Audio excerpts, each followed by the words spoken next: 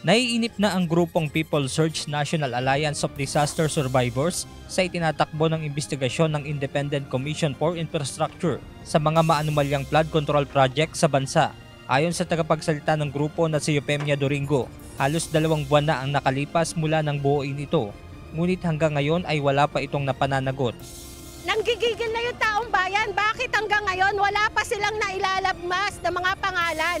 At kung may mga pangalan man, siguraduhin nila na hindi lamang po ito sa papel nakasulat. Kailangan makita natin sila sa loob ng mga kulungan.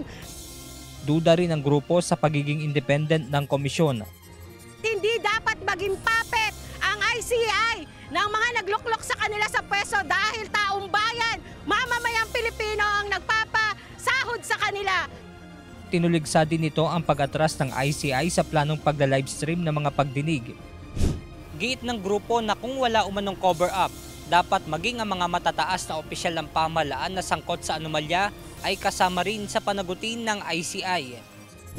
Si Bongbong Marcos lalong-lalo na, hindi siya pwedeng sabihin na wala siyang kinalaman. Siya ang pumipirma ng annual budget natin. Kaya nasa kanyang mga kamay ang pananagutan. Si Sara Duterte, matagal nang napatunayan na malaki ang pagkakautang niya sa taong bayan, bilyon-bilyon. Kaninang umaga, nagpumilit makapasok sa loob ng Energy Center compound sa Taguig City ang grupong People Surge kung nasaan ang tanggapan ng ICI. Bagyang nagkaroon ng tensyon matapos makipaghilahan sa gate ang mga ralista laban sa mga naka-duty na security guard at mga pulis. Nais ng grupo na mapalitan ang mga nakaluklok sa ICI at pumili mula sa leader ng iba't ibang sektor sa pamahalaan. Alam natin sa sarili natin, pag itong mga leader ng bawat sektor ang nakapwesto, hindi yan mababayaran, hindi yan pinipinpoint lang, hindi sila ang pinili na mga nasa pwesto, kaya gagawin nila ang pagpapanagot sa lahat ng sangkot dahil ang kanilang responsibilidad ay pakinggan ang boses ng kanilang mga miyembro. Nanghingan ng komentaryo ang ICI at Malacanang hinggil sa panawagan ng grupo. Ito ang kanilang naging tugon. No reaction. We respect the right of people to free speech. That's all.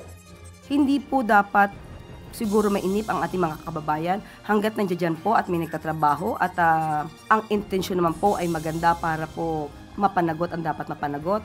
Hayaan na lang po natin na umandar yung sistema at ang procedure at wag po tayong masyado maging negatibo sa ginagawa ng gobyerno sa ngayon.